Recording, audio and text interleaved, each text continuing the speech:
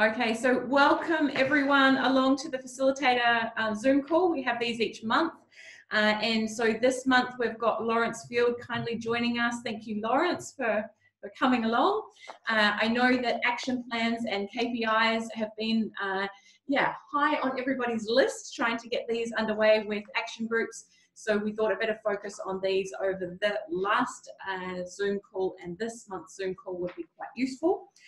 Just wanted to highlight that next month we've got Heather Collins joining us on the Zoom call. Heather's facilitating the national group, the nationwide group. So she's going to talk a little bit about what they're doing and probably ask you if you've got questions. So if you just want to have a think about that before next month's, that could be quite cool. But yeah, in the meantime, we're going to focus back on action plans and in particular the KPIs. So I am going to say welcome again and hand over to you, Lawrence. Cheers, many thanks, Denise. Hey, well, I've been doing plenty of these around the country, both taking ownership of your financials workshop and also, other workshops where we've just specifically been doing work on the KPIs. And in fact, I even had a session yesterday with one of Geordie McCallum's groups here in Masterton, where we went through the taking ownership of your financials workshop, and then we allowed extra time at the end to try and get everybody to calculate their 3 KPIs. So I thought firstly I might just share some learnings from yesterday. Geordie was the carrot was the tuis came out at 5 o'clock, so we had to get everything done by 5 if we could, which sort of worked. The first thing is, for anybody that's new to business, so Geordie's group is a younger group, and there was quite a few managers and 2 ICs there who didn't necessarily have access to the annual accounts, but still had access to Cash Manager and that sort of thing, which was fine. But some of them had moved farms and things like that, so they were working on budget figures. They were working on the current year, which is absolutely fine, but without being overly sexist, to see these big shepherds trying to manipulate tiny little laptops or iPads with 2 or even 3 split screens, jumping between their KPI calculator, their Cash Manager, and their Farmax was challenging. And Geordie reckoned it was only the fruit bursts that got us through. So my suggestion would be, if you're going to have a session on this, there'd be certain things, I'm old-fashioned here, but I would suggest people print off, literally print off in that old-fashioned stuff called paper and bring along to the meeting. So for whichever year you're working on, I'd be printing off a physical stock reconciliation. And if somebody hasn't got that, say they're using BankLink or something like that through their accountant, then I'm happy to share the template that I've been using with people. I can share that with Denise, and then she can flick that out to everybody. It's a fairly straightforward template for sheep and for beef. Basically, you enter your opening numbers, births, sales, purchases, and deaths, and your opening numbers will close, and at all ages, And so that is such basic information that we need to start with, that to see people still struggling and working out what was happening there. So that would be number 1, stock reconciliation. I guess as a slight aside to that, or 1A, would be think about any grazing. Even if you need to go back through your diary. So this could all be in an email, couldn't it, out to farmers before you got together for a session. Yeah. Please make a note of any stock grazing onto your farm or any stock grazing off. So we need to know numbers, we need to know dates, and we need to know, ideally, we need to know live weights, So the classic example might be, you might be grazing your hoggets off the farm, from January to whenever, January to January or something like that, So we need to know when they went and when they came back. And so that would be a real help to be clear on that. And then I'm not quite sure what the equivalent report is called and figured, but certainly in Cash Manager, to have printed off a stock trading report, which essentially has that stock reconciliation, but it also has a detailed list of all sales and purchases, you know, and hopefully it should have quantities beside everything. And if you've entered them, it could even have weights, could have live weights. So we'd have that all in one place. So to bring that, and then either you would bring your last year's annual accounts. So those of you that are onto it and have already had your 2019 accounts prepared, you could bring those. If you've only had a draft set, I think they're absolutely fine because it's probably only a few tax changes that'll be made. Or if you haven't taken in your accounts or you haven't had a draft back yet, I'd be printing off, say, a 2019 actuals, you know, just a summary, either a profit and loss report or purely even a cash flow, you know, of income and expenses for the 12 months. So any of that will give us the key information. So that would be my preparation, and then there wouldn't be as much jumping backwards and forwards.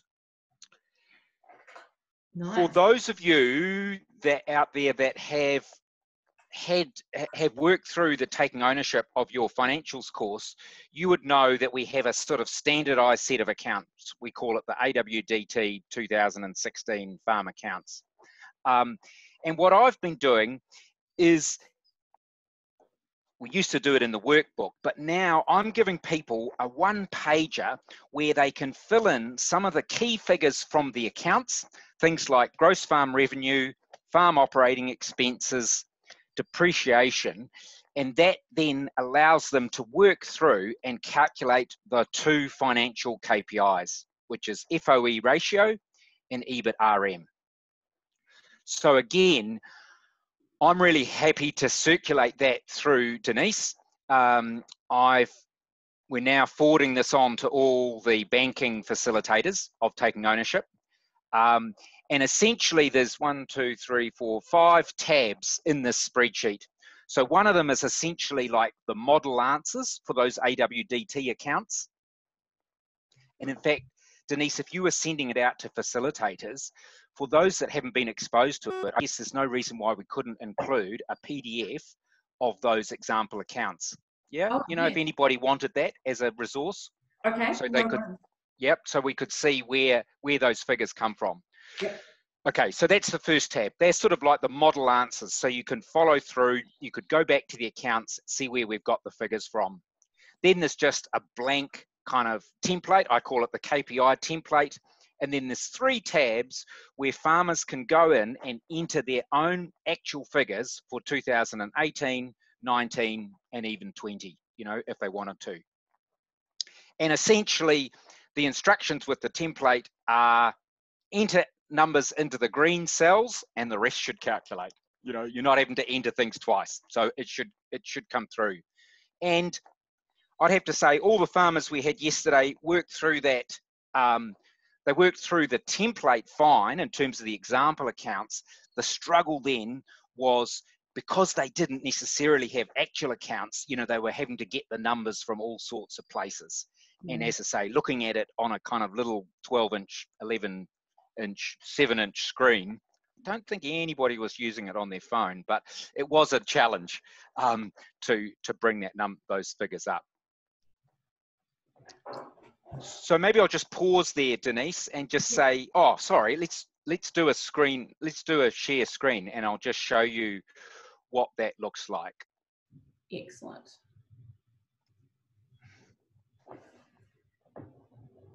Lawrence, just a quick question while you were doing that. Yep. Did it, Geordie's familiar with accounts as an ex-banker, but if a facilitator didn't have financial experience, would you need a second facilitator who had that experience? Yeah, good point, David. I think if you were trying to work through this with your action group and and you know, maybe only half or 3/4 of your group haven't done these KPIs, and you haven't got sort of really good experienced people within the group, I think that's a great recommendation to perhaps invite along your connector, if it's somebody with financial literacy, or a local banker or accountant that could help you and just answer specific questions. It needs to be somebody that is familiar with looking at accounts and all the myriad of different ways that accountants lay this information out, just to keep everybody on their toes. Yeah, good point. Nice. So can you see that, Denise? Yes, we can see that. And if I can see it, I'm assuming everyone else can.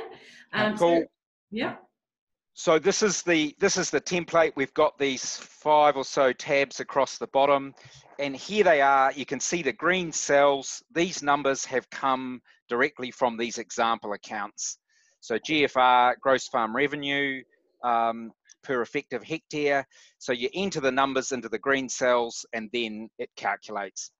So rather than going straight to FOE ratio, I guess what I've tried to do is put it in a bit of context and say, well, FOE ratio is important, but so is gross farm revenue per hectare. You know, so why wouldn't we start with that and actually calculate that? And in a similar vein, I think farm operating expenses per hectare are really important because they're independent of the returns that we're getting. You know, if we've gone from $6 lamb schedule to an $8 lamb schedule, it can make your FOE ratio look really good, but it gives you no hint as to what's happened to your expenditure.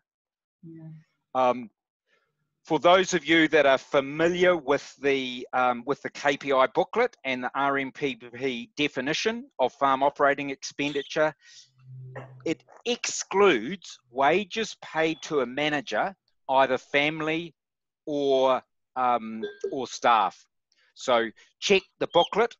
I've got there, and actually right at the bottom down here, you can see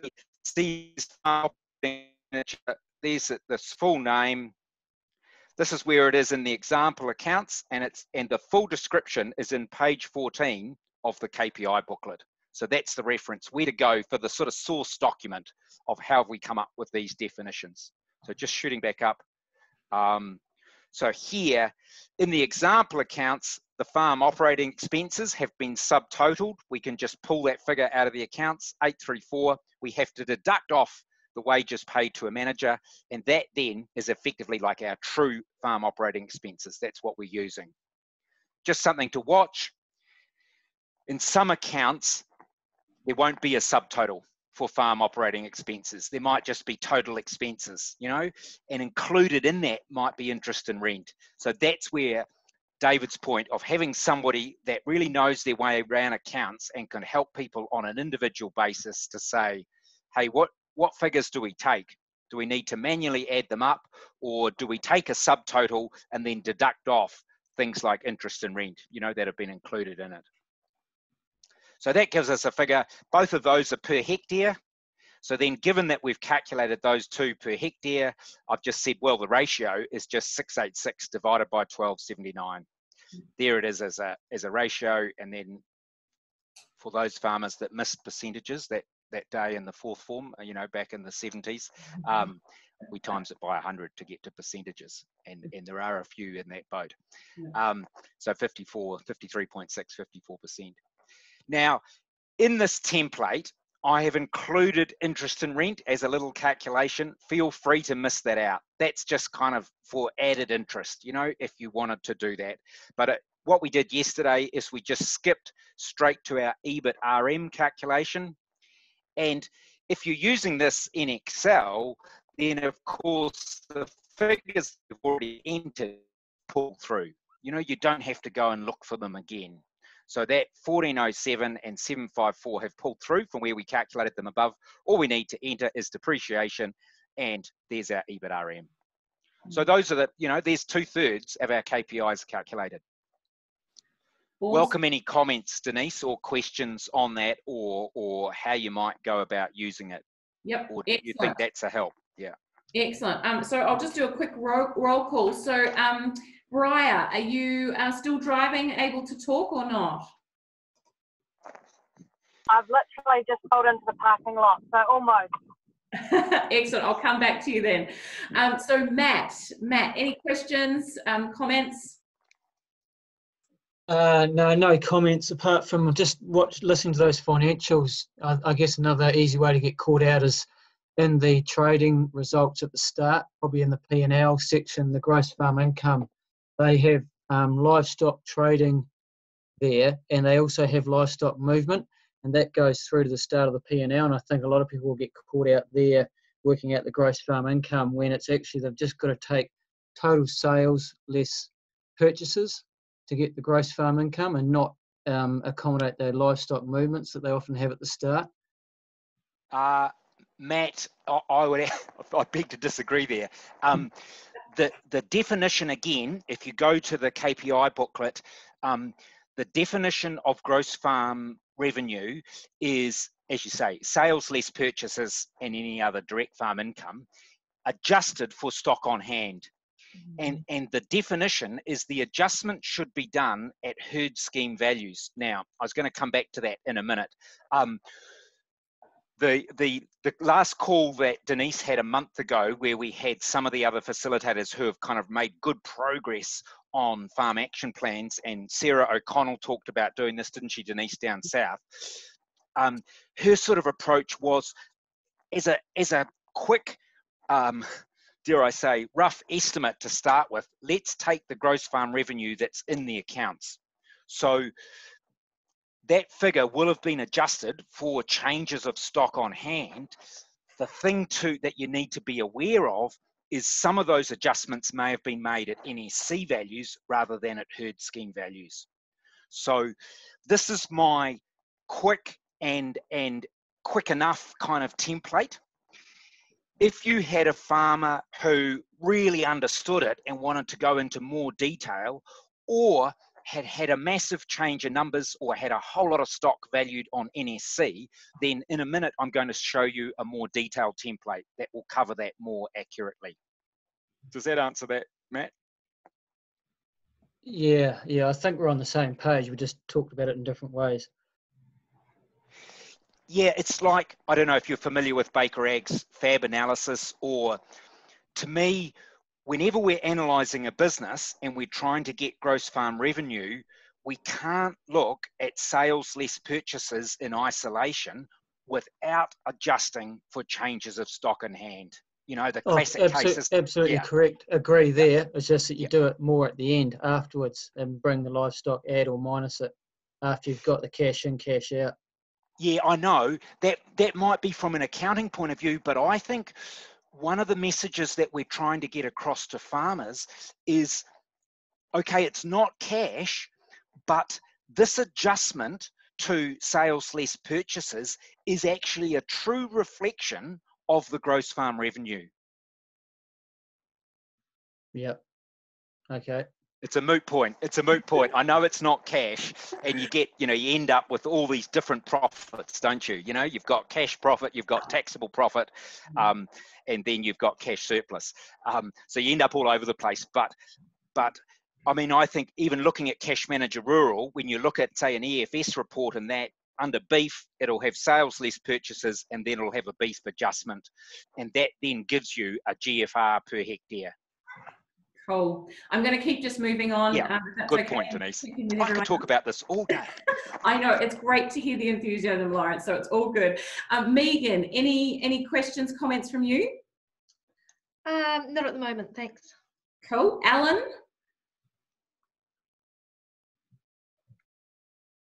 Happy days, mate. Happy days. Excellent. Wayne?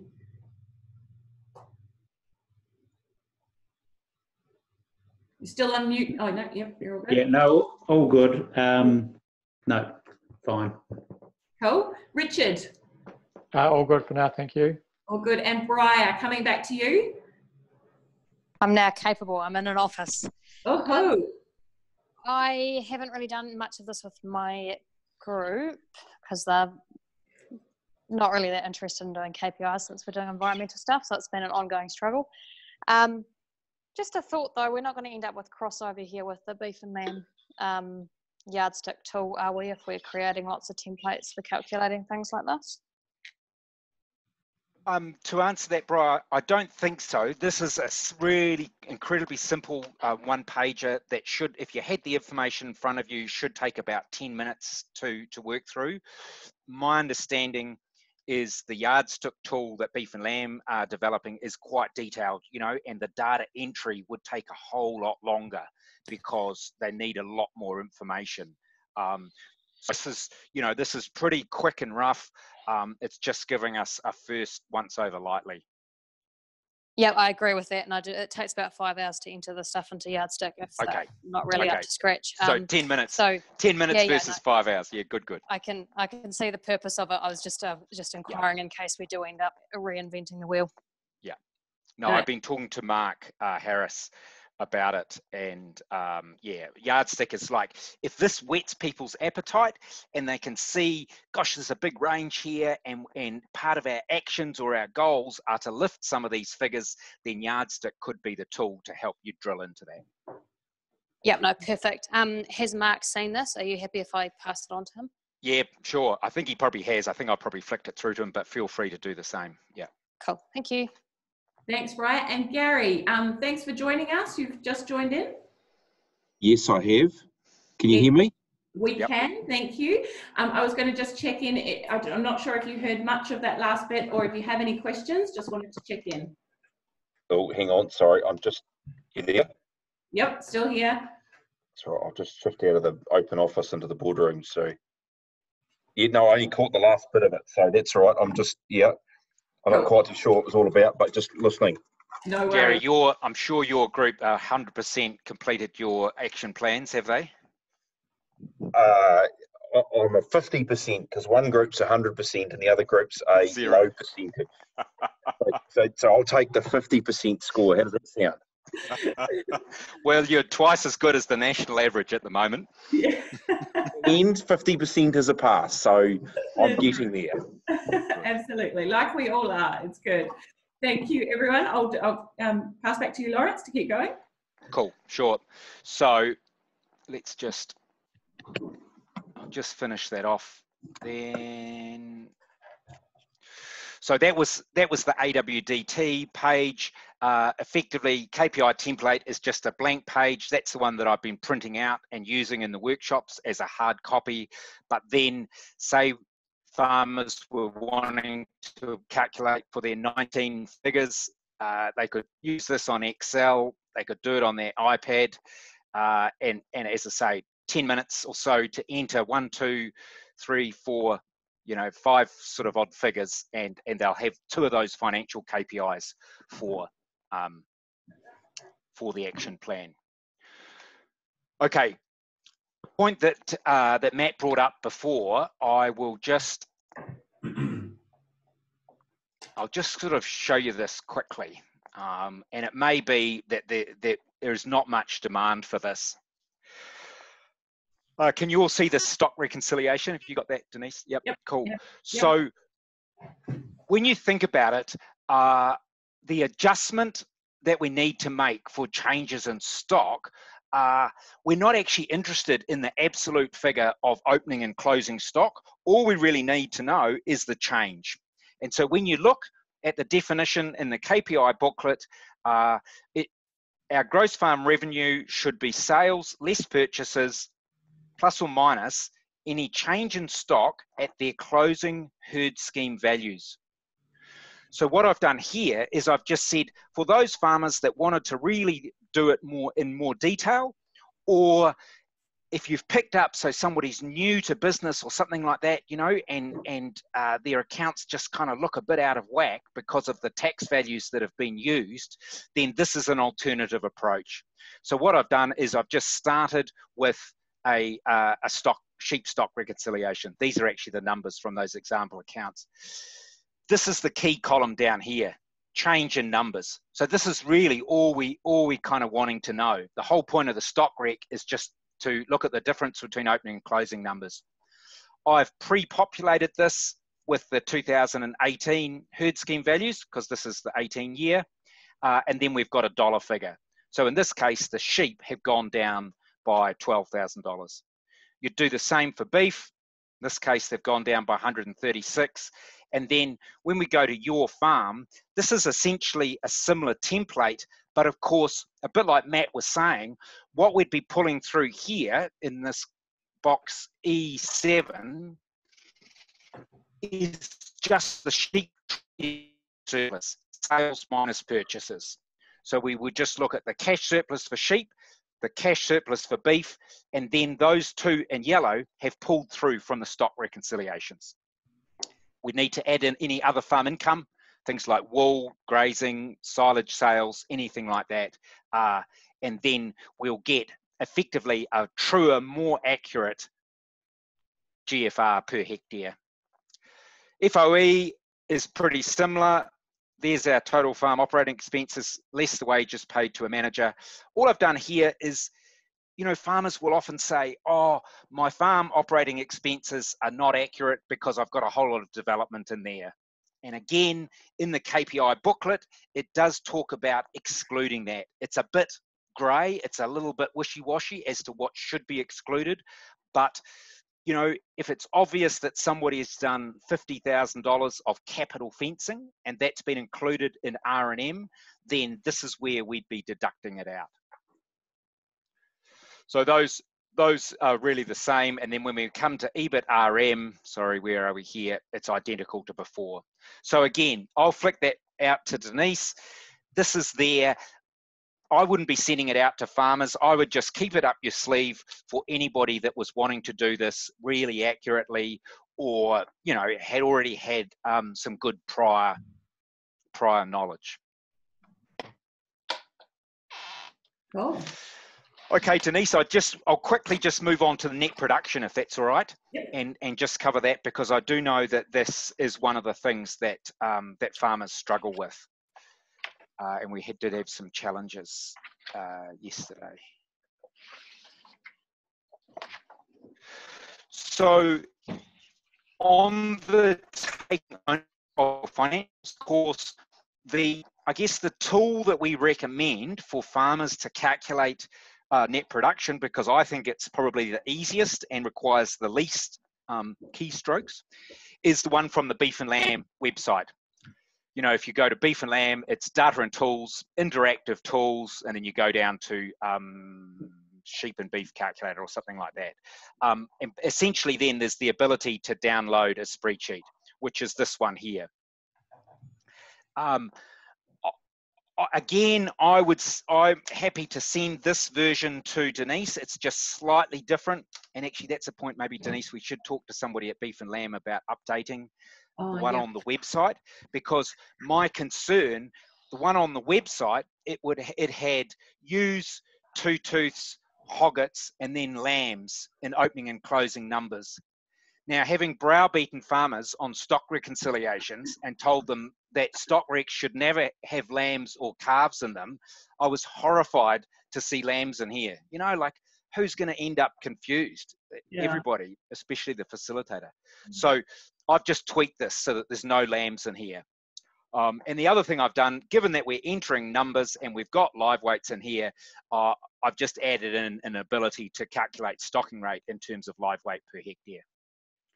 So this came up in the call, our Zoom call a month ago, Denise, didn't it? This is how Sarah was doing it. She was sitting down in the workshop when they were preparing action plans, and she was getting people to calculate net production from their annual accounts. And this is what we did yesterday. Now, what we're saying, again, it's a bit quick and rough. At engineering school, we used to talk about quick and dirty. But as a first approximation, you know, it's going to give people a figure. Let's say it gives them 200 kilos per hectare. It might be 200 plus or minus 50, but at least it's a starting point. So what we're saying is, if you enter your opening and closing numbers in the red cells, and you can either use the default live weights, which are these ones in green, and then they default to being the same at closing. Or of course, if you know what your opening and closing stock weighed, you can just type it over. But as a default, as a first start to get some runs on the board and help people to think, oh, this isn't too bad. What I would be just doing is entering my opening numbers, my closing numbers. You do need to know what is the split between your store sales and your prime sales. So from your annual accounts, you might have 6,000 lambs were sold and you'll just have a dollar figure. So this might be a bit of extra prior information that you need to gather. You know, what was the split of store and prime sales? And do you know roughly, can you estimate what was the average store weight of the stock you sold and what was your average carcass weight? Again, there's defaults in here that come from the Beef and Lamb Economic Service. So as a first approximation, you could just use the defaults. Same with purchases, all we need is the numbers. Grazing in and grazing out, we touched on right at the beginning. You need to be clear. Essentially, this calculator treats them like a sale. Probably time to go into all the detail there, Denise, but it does get a wee bit complicated, and we can send out a PDF guide that goes with this. But essentially, you need to treat stock that are coming onto the property, effectively that's grazing in. It treats them like a purchase, and any stock that leave the property is like grazing out. The key difference is that when you look at your stock on hand, if you've got other people's stock on the farm, you need to include that in your opening and closing numbers. And conversely, if your stock are grazing out, then you wouldn't include them. You know, you're only including them in these sections here. I'm happy to sort of perhaps jot down some more notes on that if that's not clear. But essentially, opening and closing numbers, we're just looking at the stock on the farm. And then essentially, once you've got those numbers in there, if you just use those default weights, it'll give us a sheep production. So we do the same with cattle. With wool, if there's no wool on hand, the key thing is just the kilos. And again, from the accounts, if you haven't got the kilos in the accounts, you could take, I suppose you could take the dollar figure and divide it by an average, you know, dollars per kilo.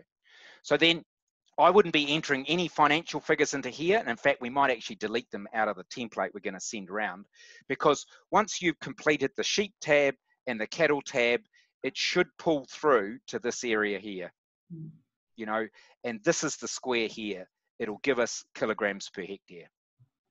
So, you know, 2/3 of the group got this done yesterday in about an hour, or say 3/4 of an hour working through. And as I say, this was people who were jumping between split screens on an iPad. You know, it was challenging at times. For those that had printed off their stock trading report, had a sense of their opening and closing weights, they did this in about 15 or 20 minutes. It was pretty quick, and they absolutely got a number. And it was amazing how much discussion it generated within that hour, you know, what the range was in the room. So again, welcome any comments. I think if we go into this exercise with an expectation that we can get an answer, you know, on the day, that's really good, rather than it being another task for people to have to go away and do, you know, at 9 o'clock at night.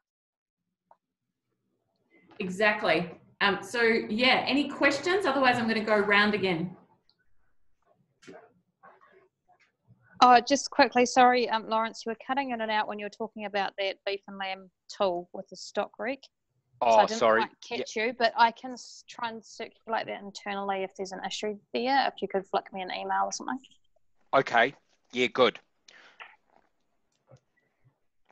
I have talked to whoever developed the spreadsheet at Beef and Lamb, and it was so long ago he couldn't really remember why he'd put lambs in there, but he sort of said, oh, we were trying to make it easy for farmers. And I thought, just going to confuse people.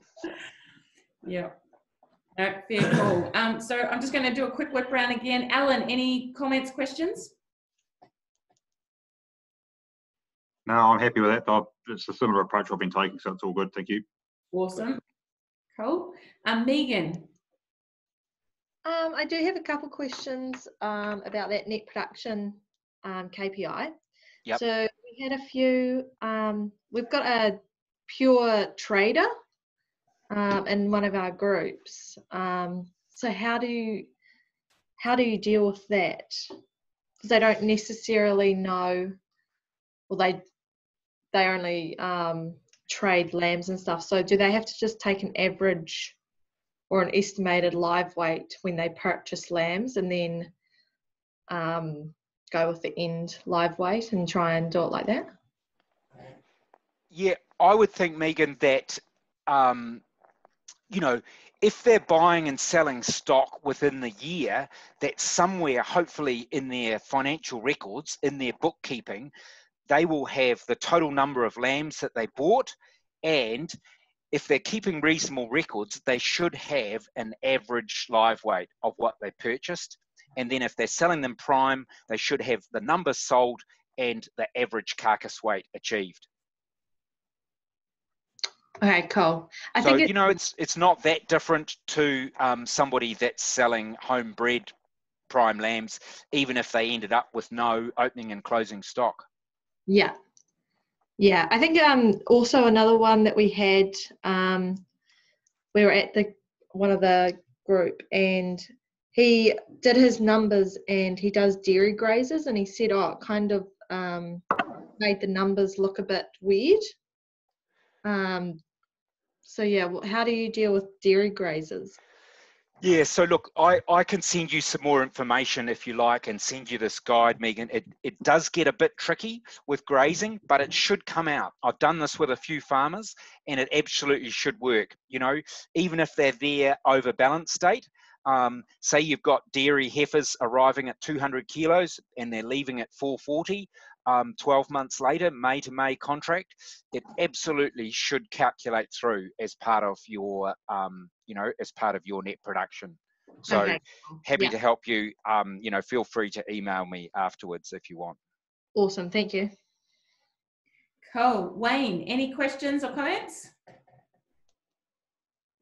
I've got a comment that I think we need to be realistic about the uptake of this after we leave the a session like this. Not saying that it's not valuable to actually go through it, but I think we have to be realistic that if farmers are doing this sort of exercise once a year, then very quickly they either forget to do it or they forget the process of how to do it.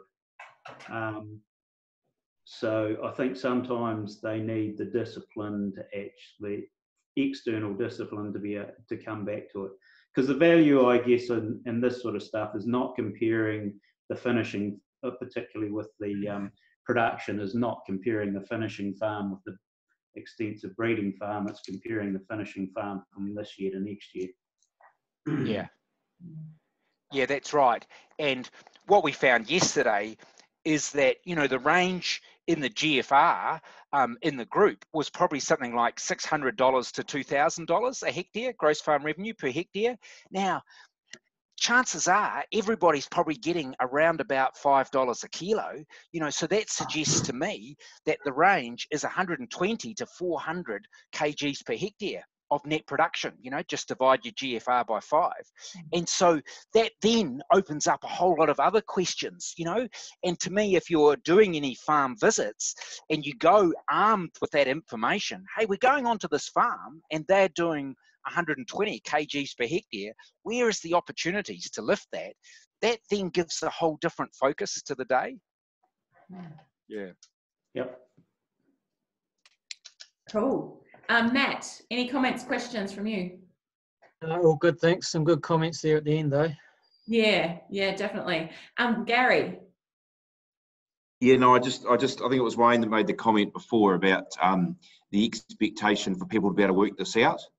And yeah, no, like that's the toughest thing. And I think, once again, if they're only going to do it once a year, sometimes I have to remind myself, and I do it sort of every month. So yeah, that's an important factor. There's a couple of things. They're only really little things, but I think something you also got to allow for is own use or dog tuckers. Oh yeah. They're only small, and then also deaths as well. You know, like if you an allowance for some of those things, it might only be 5 kilos or 10 kilos the hectare. It probably doesn't matter if you're never doing it, but if someone is or someone's not, it's just something that often comes up in questions, I find. Wouldn't it be, Gary, that deaths effectively just get netted off? You know, like you can't sell a dead lamb, so that's less net production that you've done. You know, if you had 2 farms with exactly the same stocking rate, somebody that's got 3% deaths, chances are should have a higher net production than somebody that's got 8% deaths. Yeah, it's probably more just a situation where there's been an incident or something happen and they've lost something significant, whether that be, you know, a bad storm year or versus someone who uses a whole lot of private use versus someone who uses 0 private use. It's not big things, but I think it's just something just to note in the conversation, that especially if you're doing a benchmarking comparison. Yep. Cool. Cool. Richard. A great conversation. Thanks, Lawrence. One of the I've got my guys on the templates handout, so they've been working on that, and got a meeting next Thursday with them. The really interesting for me is that just getting the farmers to understand about why they should be measuring and why they should start measuring, and then seeing the improvements and where the gaps are. And it is starting to sink in, I think, just getting them to, I mean, once they get that understanding about how they can improve just by measuring, and then in a year's time remeasure where are the gaps, and then talking it, I think that's great progress for them. That'll be a big tick, Denise, for action groups, won't it? You know, like that's one of the things we're really trying to encourage, and if that's one of the outcomes of the whole program, then to me that would be great. Absolutely. And also maybe an improvement in some of the accounts that are done. Nothing against accountants, Lawrence.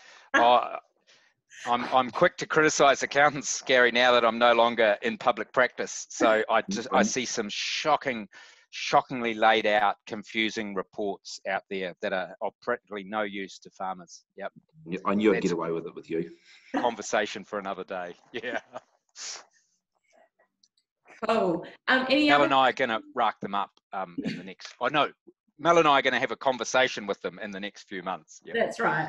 I'll rack them up. It's all good. Any other questions or comments before we just do the last section? And if there's anything else you wanted to cover, Lawrence, or people wanted to ask at this point.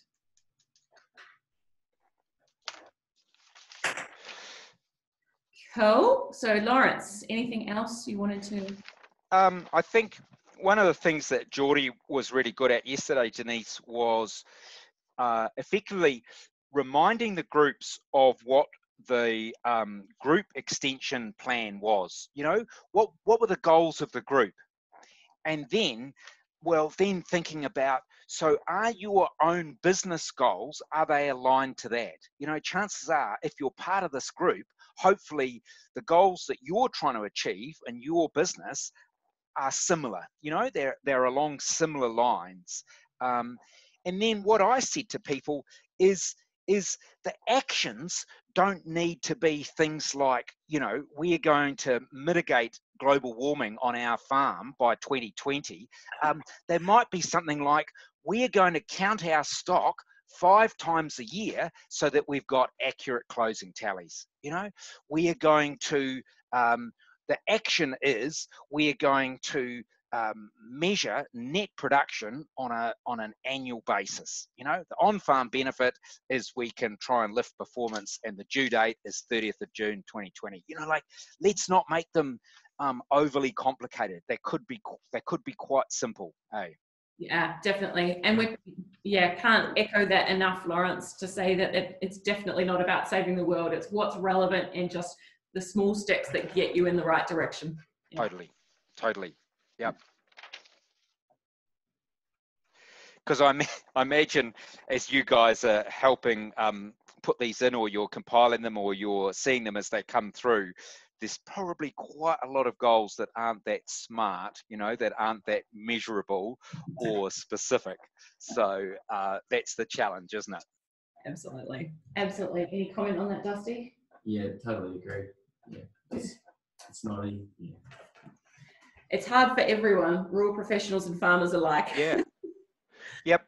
And what we said to the bankers when Mel and I had a call with them just the other day is that, you know, as an organisation, we probably underestimated the cultural shift that is required for some of these programs. You know, was it Richard was saying about, you know, it's one thing to get farmers to start measuring stuff. You know, now we're trying to get them to set goals and actually set some benchmarks and some action plans, you know. And okay, the top farmers, it's probably part of their DNA, but as an industry, we probably haven't been good at a lot of this stuff. And so, you know, don't underestimate the huge shift that is required to get some of this over the board. Absolutely. Yeah. Lawrence, is it worth just checking in with people to see if anyone did have any particular issues that they'd thought about, any areas that were particularly hard? I think that was the question we asked in the Sure. in the request. Yeah. Yeah. Especially with net production, if anybody's struggling with that, or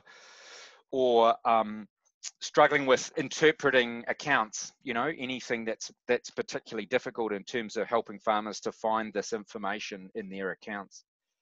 Cool. So I'll just do a quick whip round and check in with everybody. So Richard, anything? Not at this stage. I've had 2 sessions going through this, and so next Thursday is going to be interesting. If there's still someone stuck there, I might well come back with some questions. Thank you. Cool. Well, Lawrence, I'll send around your contact details. Yeah. Is that okay? Sure. Yep. People can get in touch. Cool. Briar. No, nothing at this stage, thanks. Cool. Matt. Nothing at this stage, thanks. Still early days for me. I've still got to do a bit of work with that for my groups, obviously. Yep. No, fair call. You're starting on the journey. It's good. Gary. Yeah, Lawrence, or just in general, what do we do with cash crops and forage sold off? Do we? Yeah, I mean, what I've typically done is pulled the hectares out that the Correct. barley's grown on, but then I came up with one the other day that sold some silage, and I went. I think you're right on the cash crops, Gary. So the easy thing, isn't it, is to exclude the income, to reduce the area down. The challenge is identifying the costs that are associated with growing that barley. You know, there'll be some fert and there might be some spraying and things, but it will be close enough. I would have thought if there's forage being sold as a surplus, then that's just genuine other farm income, isn't it? You know, it could have gone into fattening lambs. It's been wrapped up or it's been sold as standing grass, and therefore it's income. So, you know, the interesting thing is it won't come into net production, but it will come into GFR. How do we deal with that in net production? Because if you've got someone who's growing some cash crop, then if they don't pull their hectares back, then their net production per hectare will be diluted. Yeah, cash crops, I think we definitely need to pull the hectares back. But surplus forage that's being sold, if you thought about that, you know, somebody doing that versus somebody, say, buying in more trade lambs, the difference to me would be their net production will be down, the person that's selling the forage, but their dollars per kilo effectively will be up, won't it? Because it'll get included in GFR. So look, you know, there's no perfect answer, but yeah, that's how I would handle it. Cool. Wayne, any comments, questions? No, that's how I would handle those 2 things as well. And sending templates out to the group prior to these days so they can collect some information is invaluable. It gives them a wee bit of homework and they have to come with a wee bit of preparation. Yeah, good. It's always the key where you can get it. Megan. Sorry, Wayne, can I just quickly have on that? Do you want the templates electronically and in hard copy? I've done mine, so I don't necessarily want them. Mine are completed, so I don't need them. But I sent templates out to my farmers prior.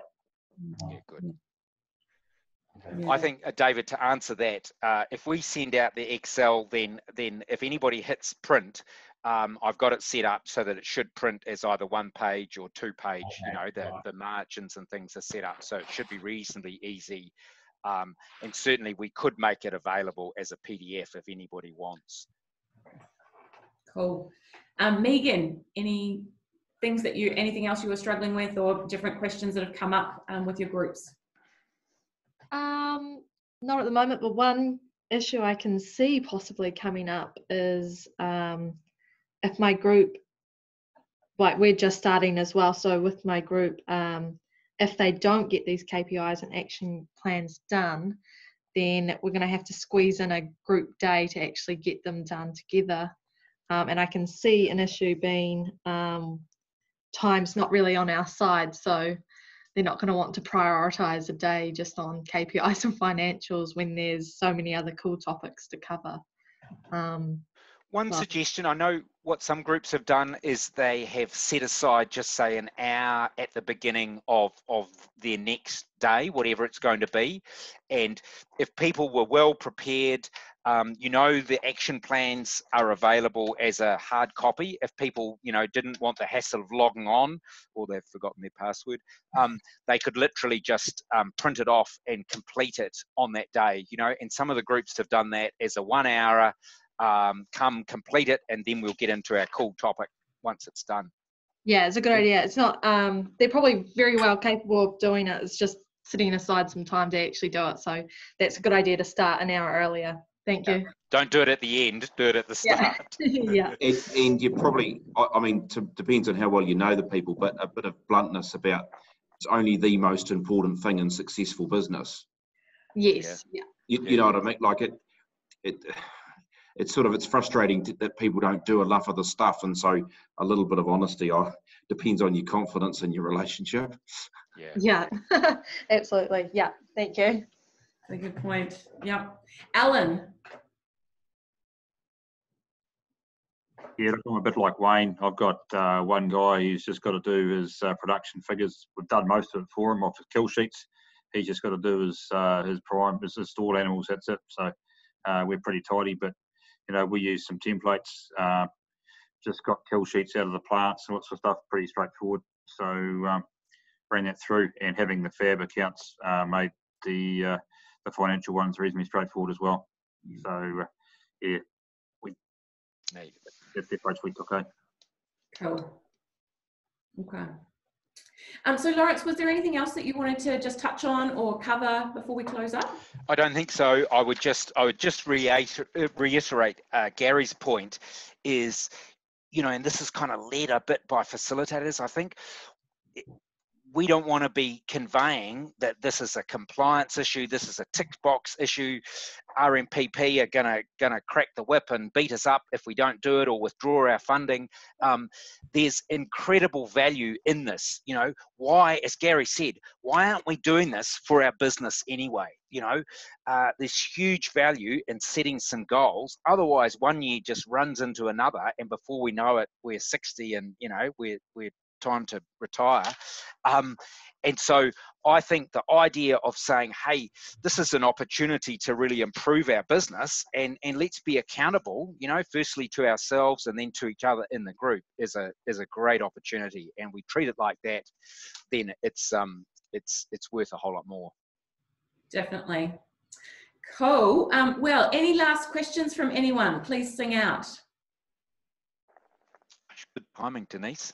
Chocolate bar for you. I know. Well, actually, chocolate bar all round, because that's been a really great session. Thank you all for your contributions and questions and everything. It just really makes a Zoom call when people chip in and ask questions or have some experience that they're just willing to share. And Lawrence, thank you so much. We know you put a huge amount of time and effort into this, and your enthusiasm and energy is exceptional. So thank you so much for your time for this too. We really appreciate it. As welcome. The Zoom call will be recorded, so I'll be letting everyone know. And is everyone on the call keen to get those templates? Because I will just, yep, I'm getting a few a few nods. So I might just circulate it to all of the people on this call, and then I'll let the other facilitators know once you had to listen to it, or if you're keen, I can flip those out once I get them from you, Lawrence. Yep, great. And I'll keep them on hand as well. Oh yeah, that's a good idea. Yeah. Yeah.